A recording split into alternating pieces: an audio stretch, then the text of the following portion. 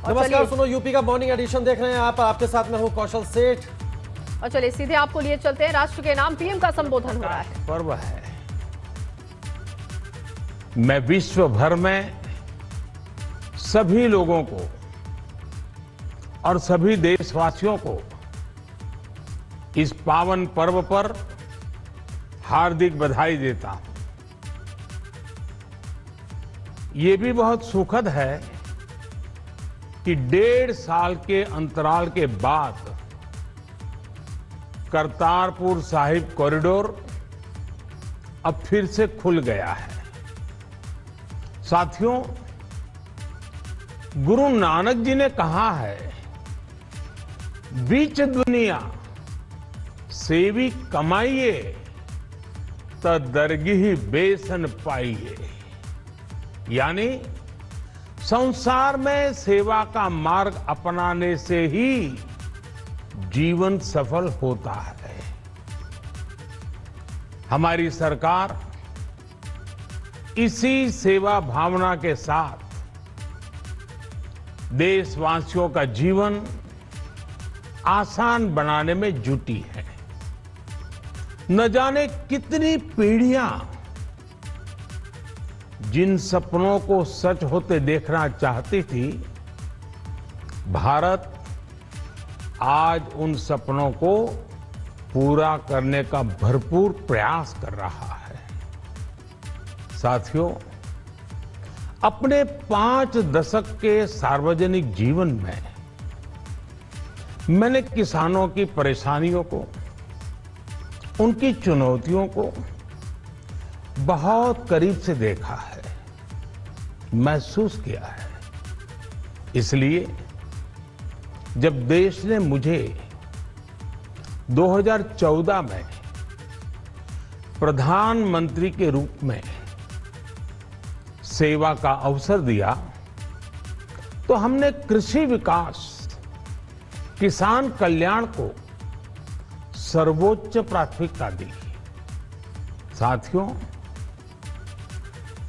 इस सच्चाई से बहुत लोग अनजान हैं कि देश के 100 में से 80 किसान छोटे किसान हैं। उनके पास 2 हेक्टेयर से भी कम जमीन है। आप कल्पना कर सकते हैं, इन छोटे किसानों की संख्या 10 करोड़ से भी ज्यादा है। उनकी पूरी जिंदगी का आधार यही छोटी सी जमीन का टुकड़ा है। यही उनकी जिंदगी होती है। और इस छोटी सी जमीन के सहारे ही वो अपना और अपने परिवार का गुजारा करते हैं। पीढ़ी दर पीढ़ी परिवारों में होने वाला बंटवारा इस जमीन को और छोटा कर रहा है। इसलिए देश के छोटे किसानों की चुनौतियों को दूर करने के लिए हमने बीज, बीमा, बाजार और बचत, इन सभी पर चौतरफा काम किया। सरकार ने अच्छी क्वालिटी के बीज के साथ ही किसानों को neem coated urea, soil health card, micro irrigation जैसी सुविधाओं से भी जोड़ा। हमने 22 करोड़ सॉइल हेल्थ कार्ड किसानों को दिए और इस वैज्ञानिक अभियान के कारण एग्रीकल्चर प्रोडक्शन भी बढ़ा। साथियों, हमने फसल बीमा योजना को अधिक प्रभावी बनाया। उसके दायरे में ज्यादा किसानों को लाए। आपदा के समय ज्यादा से ज्यादा किसानों को आसानी से मुआवजा मिल सके, इसके लिए भी पुराने नियम बदले। इस वजह से बीते 4 साल में 1 लाख करोड़ रुपए से अधिक का मुआवजा हमारे किसान भाई बहनों को मिला है। हम छोटे किसानों और खेत में काम करने वाले श्रमिकों तक बीमा और पेंशन की सुविधाओं को भी ले आए।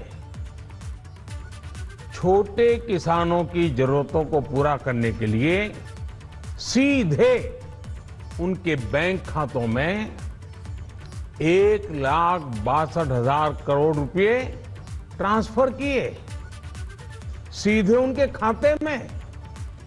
साथियों, किसानों को उनकी मेहनत के बदले उपज की सही कीमत मिले, इसके लिए भी अनेक कदम उठाए गए। देश ने अपने रूरल मार्केट इंफ्रास्ट्रक्चर को मजबूत किया। हमने एमएसपी तो बढ़ाई ही, साथ ही साथ रिकॉर्ड सरकारी खरीद केंद्र भी बनाए। हमारी सरकार द्वारा की गई उपज की खरीद ने पिछले कई दशकों के रिकॉर्ड तोड़ दिए हैं। देश की 1000 से ज्यादा मंडियों को ई नाम योजना से जोड़कर हमने किसानों को कहीं पर भी अपनी उपज बेचने का एक प्लेटफॉर्म दिया और इसके साथ ही देश भर की कृषि मंडियों के आधुनिकीकरण पर भी हमने करोड़ों रुपए खर्च किए। साथियों, आज केंद्र सरकार का कृषि बजट पहले के मुकाबले 5 गुना बढ़ गया है। हर वर्ष 1.25 लाख करोड़ रुपए से अधिक कृषि पर खर्च किए जा रहे हैं। 1 लाख करोड़ रुपए के एग्रीकल्चर इंफ्रास्ट्रक्चर फंड के माध्यम से गांव और खेत के नजदीक भंडारण, इसकी व्यवस्था, कृषि उपकरण जैसी अनेक सुविधाओं का विस्तार, ये सारी बातें तेजी से हो रही है। छोटे किसानों की ताकत बढ़ाने के लिए 10,000 एफपीओ किसान उत्पादक संगठन बनाने का अभियान भी जारी है। इस पर भी करीब 7,000 करोड़ रुपए खर्च किए जा रहे हैं। माइक्रो इरिगेशन फंड के आवंटन को भी 2 गुना करके 10,000 करोड़ रुपए कर दिया गया है। हमने क्रॉप लोन भी 2 गुना कर दिया, तो इस वर्ष 16 लाख करोड़ रुपए हो जाएगा। अब पशुपालकों को मछली पालन से जुड़े हमारे किसानों को भी किसान क्रेडिट कार्ड का लाभ मिलना शुरू हो गया है। यानी हमारी सरकार किसानों के हित में हर संभव कदम उठा रही है, लगातार एक के बाद एक नए कदम उठाती जा रही है। किसानों की आर्थिक स्थिति सुधरे, उनकी सामाजिक स्थिति मजबूत हो, इसके लिए पूरी ईमानदारी से काम कर रही है। साथियों, किसानों की स्थिति को सुधारने की इसी महाअभियान में देश में 3 कृषि कानून लाए गए थे। मकसद ये था कि देश के किसानों को, खासकर छोटे किसानों को और ताकत मिले, उन्हें अपनी उपज की सही कीमत और उपज बेचने के लिए ज्यादा से ज्यादा विकल्प मिले। बरसों से ये मांग देश के किसान, देश के कृषि विशेषज्ञ, देश के कृषि अर्थशास्त्री, देश के किसान संगठन लगातार कर रहे थे। पहले भी कई सरकारों ने इस पर मंथन भी किया था।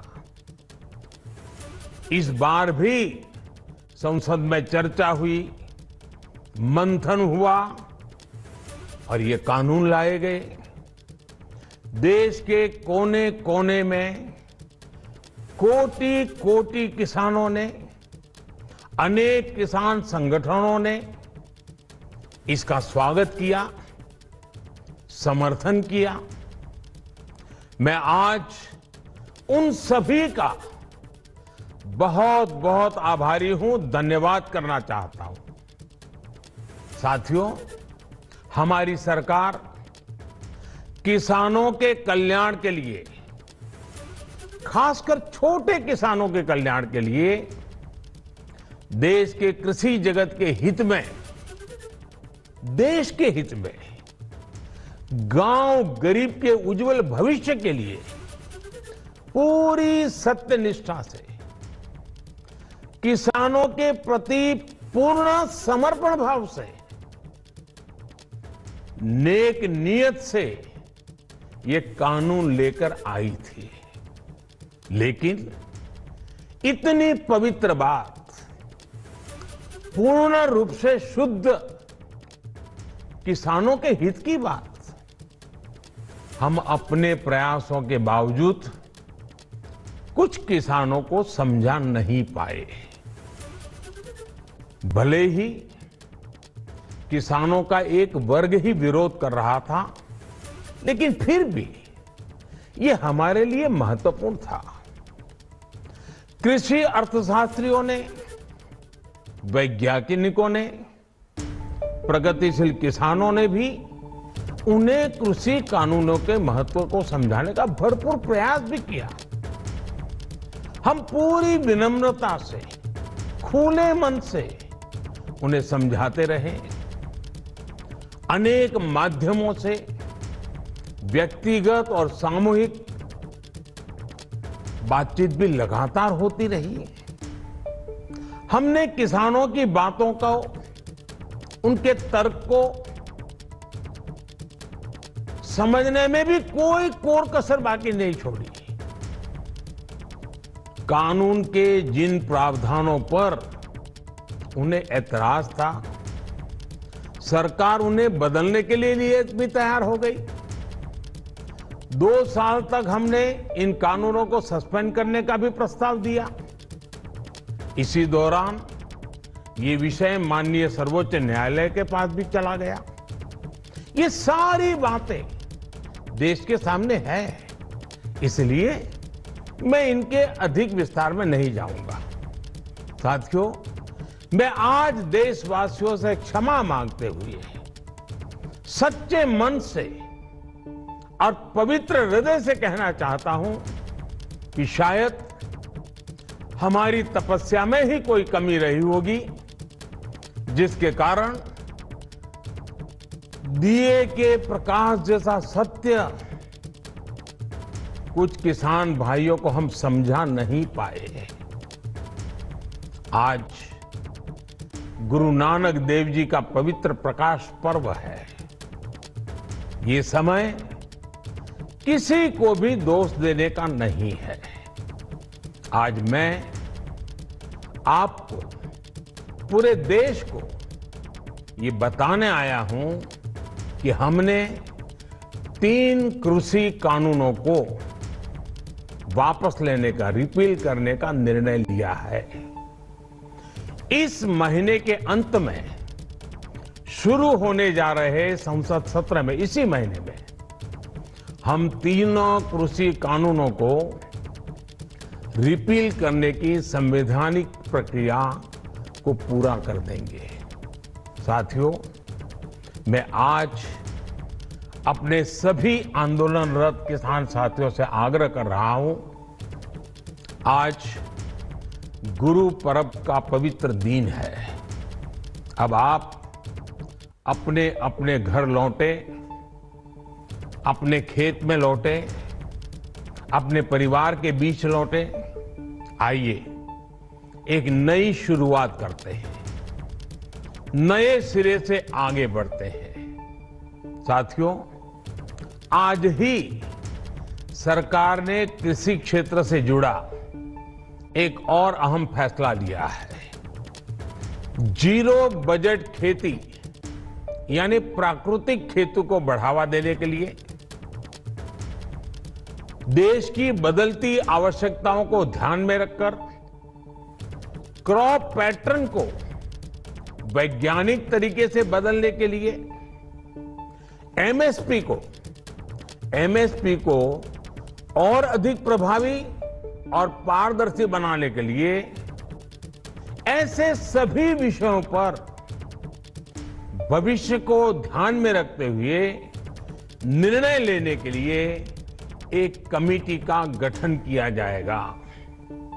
इस कमेटी में केंद्र सरकार, राज्य सरकारों के प्रतिनिधि होंगे, किसान होंगे, कृषि वैज्ञानिक होंगे, कृषि अर्थशास्त्री होंगे। साथियों, हमारी सरकार किसानों के हित में काम करती रही है और आगे भी करती रहेगी। मैं गुरु गोविंद सिंह जी की भावना में अपनी बात समाप्त करूंगा। देहि शिवावर मोहे इहे, शुभ कर्मन ते कबहू न टरो। हे देवी, मुझे ये वर दीजिए कि मैं शुभ कर्म करने से कभी पीछे ना हटूं। जो किया किसानों के लिए किया, जो कर रहा हूं देश के लिए कर रहा हूं। आप सभी के आशीर्वाद से मैंने मेहनत में पहले भी कोई कमी नहीं की थी।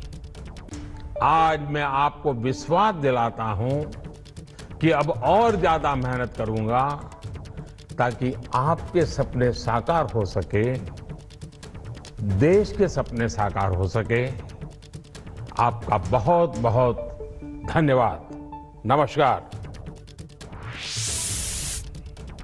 तो बड़ी खबर बता रहे हैं अपने दर्शकों को, केंद्र सरकार तीनों कृषि कानून को वापस लेगी। पीएम मोदी ने कृषि कानून वापस लेने का ऐलान किया है। गुरु पर्व के मौके पर प्रधानमंत्री मोदी देश को संबोधित कर रहे थे और आंदोलनकारी किसानों से उन्होंने घर वापस लौटने की अपील की है। एमएसपी को लेकर केंद्र सरकार एक कमेटी बनाएगी, यह भी कहना है पीएम मोदी का। और बड़ी खबर आपको बता रहे, केंद्र सरकार तीनों कृषि कानूनों को वापस लेगी, इस वक्त की सबसे बड़ी खबर।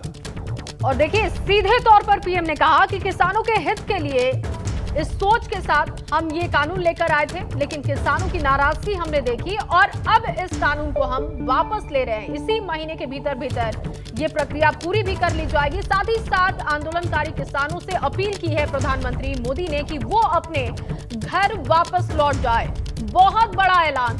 और गुरु नानक देव जी की जयंती के मौके पर यह ऐलान किया, तो साथ ही साथ गुरु नानक देव जी के विचारों को भी प्रधानमंत्री नरेंद्र मोदी ने सबके सामने रखा। पीएम मोदी ने यह बड़ा ऐलान किया कि